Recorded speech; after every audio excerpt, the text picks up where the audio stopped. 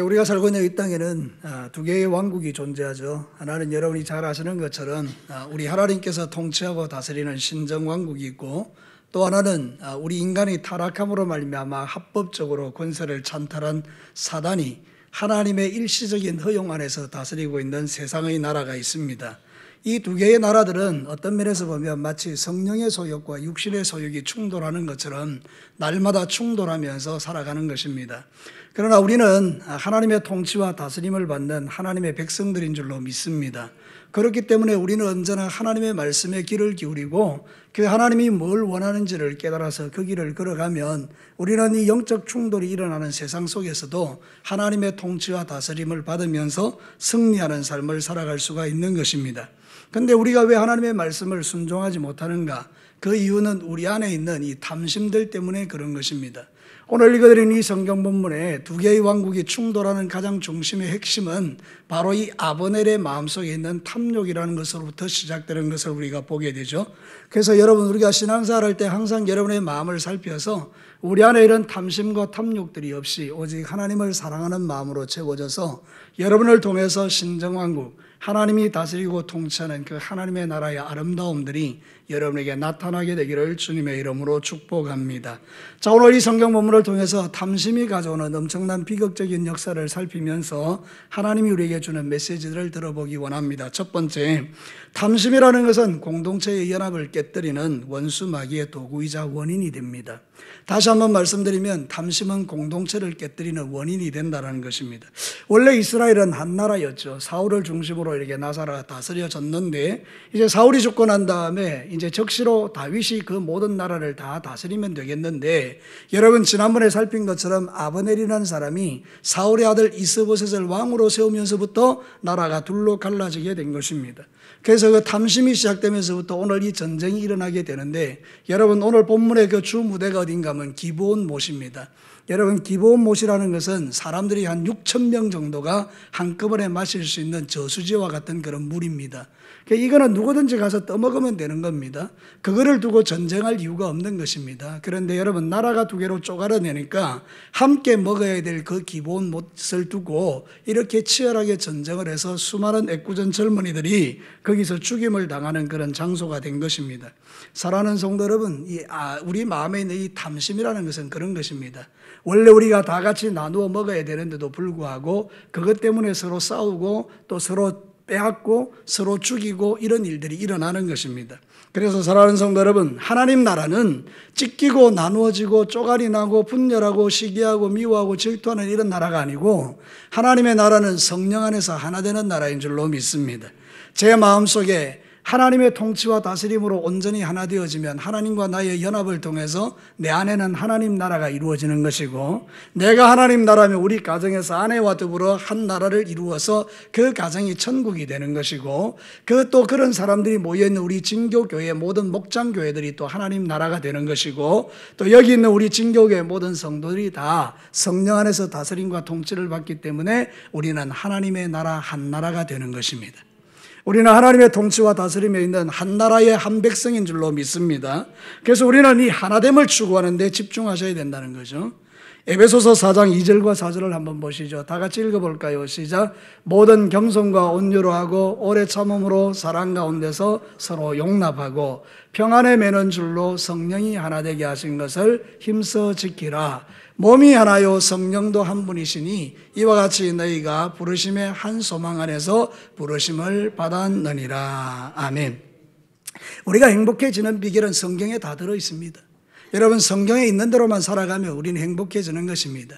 모든 사람이 겸손과 온유로 서로를 사랑으로 용납해주고 그런 가운데 성령 안에서 하나 되어지면 거기가 바로 하나님 나라가 되는 것입니다. 오늘 읽어드린 이 성경 본문은 신정왕국이어야 될 이 하나님의 나라가 사울로부터 이어져 오는 그 잘못된 그런 것 때문에 아브넬로 이어지고, 아브넬의 욕심 때문에 다윗의 왕국이 온전히 세워지지 않으므로 이렇게 전쟁이 일어나서 결국 나라가 치고받고 싸우는 일이 일어난 것입니다.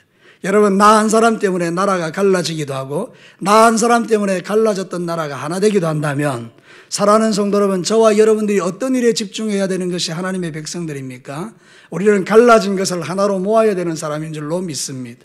여러분 때문에 갈라진 가족들이 하나 되어지고, 여러분 때문에 나누어졌던 공동체가 하나 되어지고, 여러분 때문에 교회가 하나 되어지고, 여러분의 목장교회가 하나 될 수 있다면 그것이 바로 하나님이 우리에게 주시는 축복이라 그런 뜻입니다.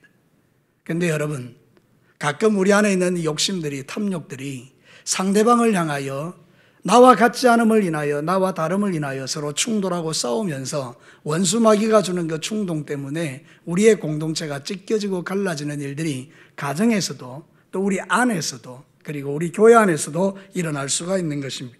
자, 오늘 읽어드린 이 성경 본문에 보면 비참하죠. 자, 성경 한번 보도록 하시겠습니다. 15절과 16절 말씀 우리 같이 한번 읽어볼까요? 시작.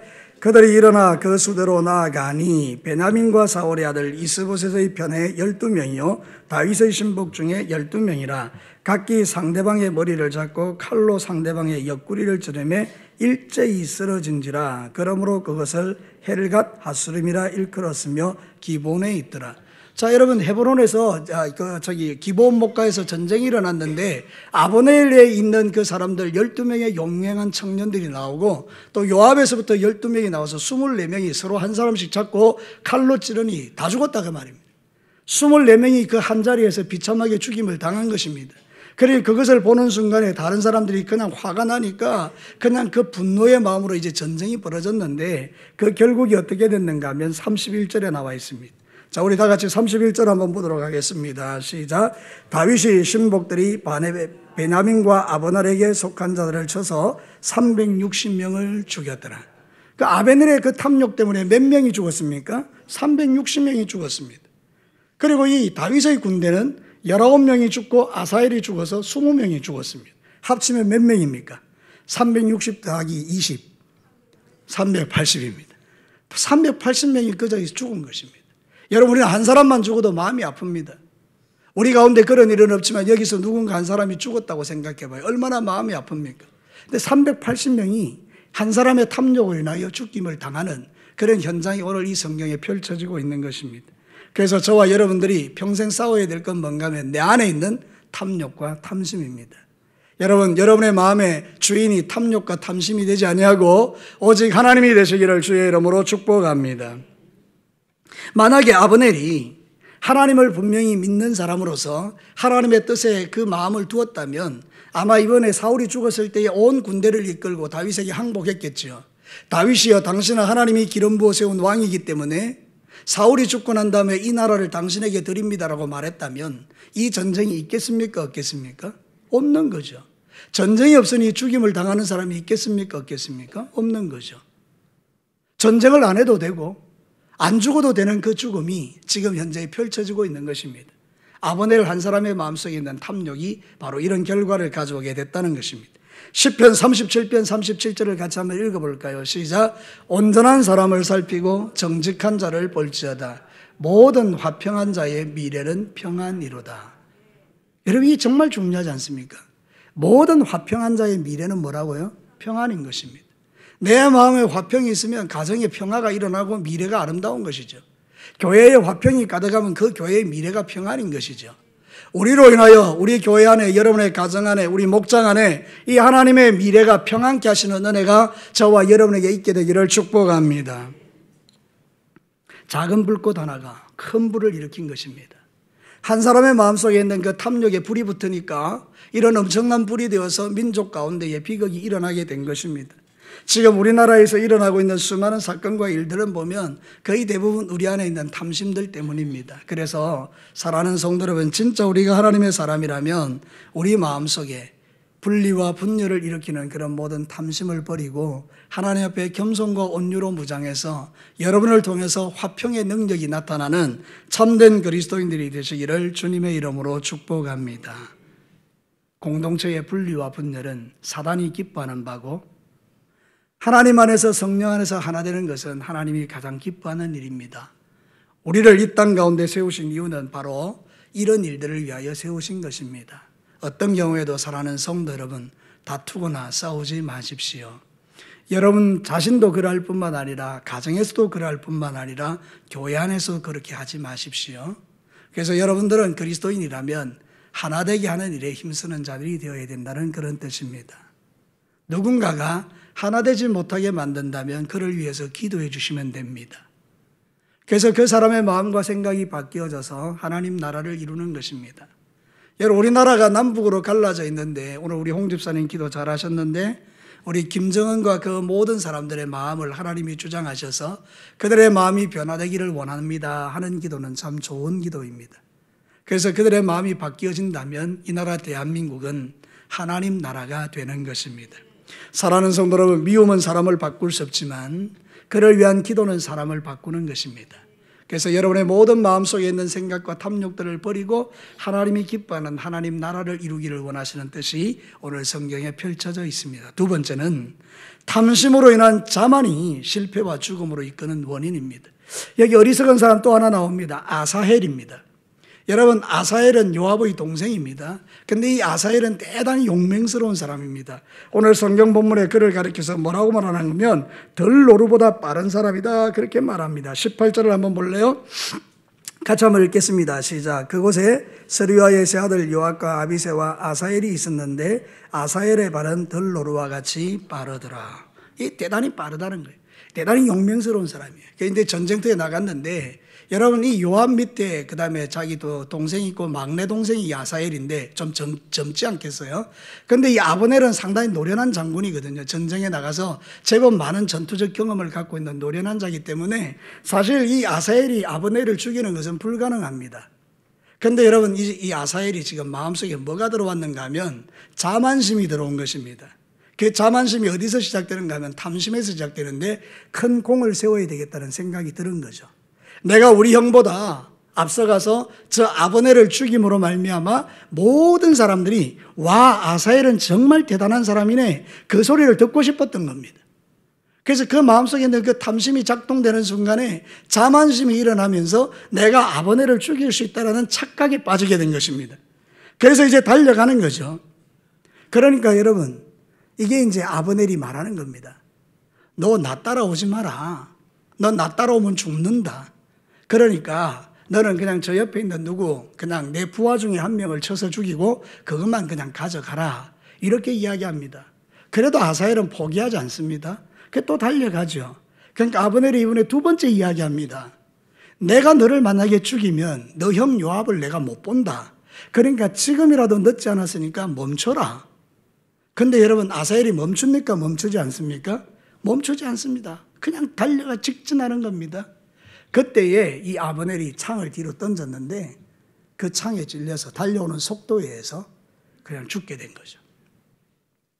만약에 아사헬이 좀 더 겸손한 사람이었다면 저 아브넬은 백전노장이고 나는 아직 그 힘이 미치지 못하니까 혹시 다음에 하나님이 나에게 기회를 주시면 내가 그때 한번 붙어봐야 되지. 그리고 뒤로 물러섰다면 이 비극은 없겠죠. 여러분, 여기에 바로 우리의 문제가 있다는 것입니다. 사랑하는 성도 여러분, 자만심은 그렇게 무서운 것입니다. 우리의 마음에 있는 교만은 그렇게 무서운 것입니다. 전공을 세우고 싶은 그 마음이 결국 자기를 죽게 만들었던 거죠. 여러분, 우리도 마찬가지입니다. 본질적으로 우리가 육체적인 죽임을 당하지는 않지만 우리가 영적으로 죽는 이유 중에 하나는 내 안에 있는 자만감 때문에 그렇습니다. 여러분, 자신감이 뭡니까? 자만감. 여러분, 하나님의 도움이 없이도 살 수 있다는 자신감. 아니면 여러분은 다른 사람에 비해서 내가 대단하다고 생각하는 그 자만감, 이런 것들이 결국 우리를 망하게 만드는 것입니다. 성경은 이렇게 말합니다. 마리아의 찬송을 통해서, 예수님의 어머니였던 마리아의 찬송을 통해서 우리 하나님이 어떤 분인지를 말합니다. 누가복음 1장 51절과 53절을 한번 읽겠습니다. 시작. 그의 팔로 힘을 보이사 마음의 생각이 교만한 자들을 흩으셨고 권세 있는 자를 그 위에 내리치셨으며 비천한 자를 높이셨고 줄이는 자를 좋은 것으로 배불리셨으며 부자는 빈손으로 보내셨도다. 누가 그랬다는 겁니까? 하나님께서요. 하나님께서 교만한 자는 낮추시고 흩으시고 다 빈손으로 돌아가게 하시고 빈궁하고 약한 사람을 이렇게 세우신다는 뜻인데, 여러분, 실질적으로 우리의 마음이 가난하고 겸손해지면 하나님이 우리를 높여주십니다. 우리의 마음이 자만심으로 가득하면 주님은 낮추십니다. 그래서 여러분이 싸워야 될 두 번째 게 뭔가 하면 탐심으로 인하여 오는 이 자만심과 싸우셔야 됩니다. 여러분의 마음이 교만해지지 않아야 된다는 뜻입니다. 여러분이 교만한 증거, 내가 교만한 증거가 뭐냐? 그건 두 가지로 볼 수 있는데, 첫 번째는 내가 저 사람보다 낫다라고 생각하는 뭔가가 있다면 그게 바로 자만입니다.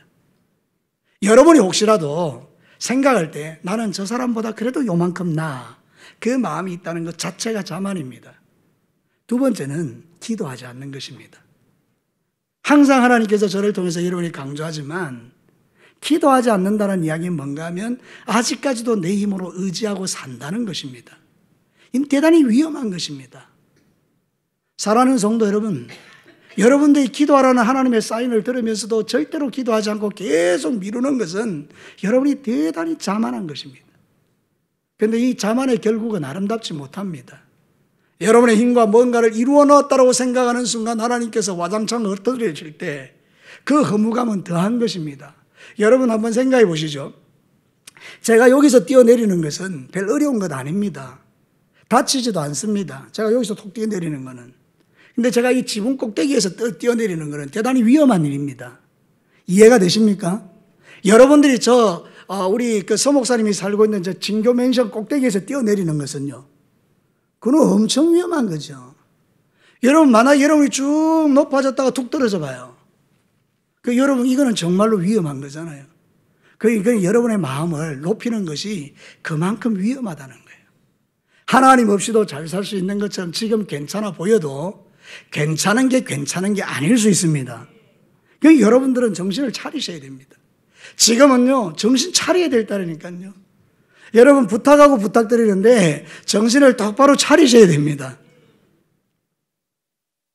그래야만 하나님 앞에서 우리의 자만한 마음들을 낮출 수 있다니까요. 요즘 같은 경우에 여러분 한번 생각해 보십시오. 점점 교회 안에서 기도하는 사람은 사라지고 있어요. 어른들, 나이 많은 어르신들은 남아서 기도하고 점점 젊은 분들은 기도하는 걸 점점 잃어버리고, 그럼 여러분 나중에 이 교회가 어떻게 될 것 같습니까? 여러분 남아있는 사람 몇 사람 기도하고 있는데 그분들이 다 나이 많은 70대, 80대, 90대 할머니, 할아버지들 기도하는 거예요. 여러분, 기도는 갑자기 되는 게 아닙니다. 젊은 날부터 하는 겁니다. 그래서 여러분이 기도하기 시작하면 하나님이 뭔가라도 말씀하시겠죠. 그럼 그 말씀 붙들고 우리의 삶이 변화되는 거잖아요. 여러분 기도하셔야 돼요. 오늘 하나님께서 이 아사엘을 살리기 위해서 2번이나 이야기합니다. 너 쫓아오지 마라, 죽는다. 이건 아브넬의 이야기가 아닙니다. 아브넬의 입을 통한 하나님의 메시지입니다. 그러면 안 된다. 멈춰라. 말을 안 듣고 또 달려오니까 이번에 2번째 이야기합니다. 너의 형 요압을 내가 볼 수 없으니까 지금이라도 멈춰라. 그런데 여러분, 마음에 자만심과 탐욕이 가득하니, 전공을 세우고 싶은 마음이 가득하니 말이 안 들립니다. 그래서 여러분의 귀가 닫힐 때 이게 위험한 것입니다. 영적인 귀가 닫혀서 아무 소리도 안 들리고 그저 내 생각이 가장 가득한 거, 이 상태가 가장 위험한 것입니다. 자만이 뭡니까? 하나님의 생각 대신에 내 생각이 가득한 게 자만입니다. 이 자만을 깨뜨릴 수 있는 유일한 길은 여러분이 기도하는 것 외에는 답이 없습니다. 하나님께 엎드려 기도할 때 주께서 내 안에 있는 내 생각은 뽑아내시고 하나님의 생각을 기름 부어 주시는 겁니다. 여러분 마음의 중심을 살피는 지혜가 있게 되기를 축복합니다. 우리 가운데 아사엘 같은 사람이 있을 수 있다는 거예요. 덜로로같이 발이 빠르기 때문에 그 자기의 장점을 너무 과시하면서 나는 저 사람을 쫓아가면 죽일 수 있다는 생각이 가득하니 결국은 자기가 죽는 겁니다. 겸손했다면 안 따라갔겠죠. 여러분, 하나님이 그 마음을 겸손하게 했다면 안 따라갔겠죠. 따라가니 결국 죽임을 당한 거잖아요. 잠언 16장 18절과 19절 한번 읽겠습니다. 시작. 교만은 패망의 선봉이요 거만한 마음은 넘어짐의 앞잡이니라. 겸손한 자와 함께하여 마음을 낮추는 것이 교만한 자와 함께하여 탈취물을 나누는 것보다 나으니라. 언제나 성경은 동일합니다. 메시지가 다르지 않습니다. 성경이 가르치는 메시지는 우리의 마음이 뭐 한 겁니까? 겸손하기를 원하는 거예요. 여러분, 하나님 안에서 또 하나님 앞에서 여러분의 마음에 겸손이 회복되기를 축복합니다. 겸손한 자의 특징은 듣는 귀가 있는 것입니다. 솔로몬이 지극히 겸손했을 때 그의 기도의 핵심은 이것이었습니다. 하나님, 나에게 듣는 마음을 주옵소서. 듣는 귀를 주옵소서. 하나님의 음성을 듣고 판단해서 백성을 다스릴 수 있게 해주십시오. 나에게는 지혜가 없습니다. 하나님 도와주십시오. 여러분, 솔로몬의 기도가 하나님 앞에 응답받고 축복으로 이어졌던 가장 핵심적인 이유가 여기 있습니다. 나는 당신의 백성을 다스릴 능력이 없으니 하나님의 음성을 들을 귀를 주셔서 하나님 음성 듣고 다스리게 해달라고 기도했더니 그 기도가 하나님의 마음에 앞에서 필요한 게 다 주어진 겁니다. 근데 여러분, 솔로몬의 말년이 뭡니까? 기가 다쳐버렸습니다. 성경을 읽어보시면요, 하나님께서 그에게 몇 번이나 이야기합니다. 너 우상 숭배하지 마라. 너 망한다. 네 나라가 쪼개진다. 너의 자식이 큰일 난다. 이야기해 줍니다. 근데 여러분, 성경에 보면 뭐라고 말하는가 하면 솔로몬이 듣지 않더라. 아니, 그렇게 길을 열어서 잘 듣게 해달라고 기도했던 그가 하나님 앞에서 관계가 무너지고 그 마음에 자만심이 가득하니 기도하지 않고 귀가 닫혀버리니 하나님이 들려줘도 듣지 못했어요. 그래서 솔로몬이 마지막은 선하게 끝나지 못한 것 여러분 잘 아시잖아요. 그러니까 여러분, 오늘 이 성경 말씀을 통해서 여러분 꼭 기억해야 될 게 있어요. 내 마음이 자만한가? 자만의 증거가 뭐냐? 다른 사람 보면서 나는 너보다 나아, 이거 하나. 두 번째는 내 아직까지 내 힘으로 살 수 있어 하고 기도하지 않는 것. 어느 한순간에 높이 올라갔다가 툭 떨어지면 그 아픔은 훨씬 큰 것입니다. 그러니 여러분, 여러분의 마음을 더 겸손하게 낮추어서 예수님의 마음을 품고 이 마지막 시대를 살아가는 저와 여러분이 되시기를 주님의 이름으로 축복합니다. 하나님의 음성을 들으십시오. 듣는 게 지혜입니다. 하나님의 음성이 들려지는 게 은혜입니다. 수요일에 오셔서 말씀 듣는 여러분들이 복된 인생들입니다. 말씀이 들려지면 무릎을 꿇고 주님 앞에 순종하면 역사가 일어납니다. 세 번째, 이게 정말 귀합니다. 제가 말씀을 준비하면서 하나님이 저에게 보여주셨던 가장 귀한 말씀이 이겁니다. 탐심으로 인한 비극을 바꾸시는 하나님의 은혜가 있다는 것입니다. 여러분, 오늘 성경 본문에 보면 전체적으로 흐르는 영적 기류는 비극입니다. 젊은 생떼 같은 청년 380명이 기브온 목가에서 죽었습니다. 여러분, 돌아가야 될 고향이 있고요, 그를 기다리는 가족이 있고요, 부모님이 있고 아내가 있고 그렇습니다. 380명이 죽었다는 것은 여러분, 거기에 곱하기 4, 옛날에는 더 많은 사람들 한 집안에 한 10명 정도라고 대가족이라고 생각하면 380명에 10명을 곱하면요, 그 땅 가운데 3,800명이 전쟁터에 나가서 죽은 아들 때문에, 남편 때문에 깊은 슬픔에 빠져 있는 거예요. 이게 얼마나 이게 비극적인 거예요. 그런데 이 성경은 비극으로 끝나지 않습니다. 왜냐하면 마지막 성경에 보면 이렇게 나와 있습니다. 32절 마지막을 같이 읽겠습니다. 시작. 무리가 아사엘을 들어올려 베들레헴에 있는 그의 조상묘에 장사하고 요압과 그의 부하들이 밤새도록 걸어서 헤브론에 이른 때는 날이 밝았더라.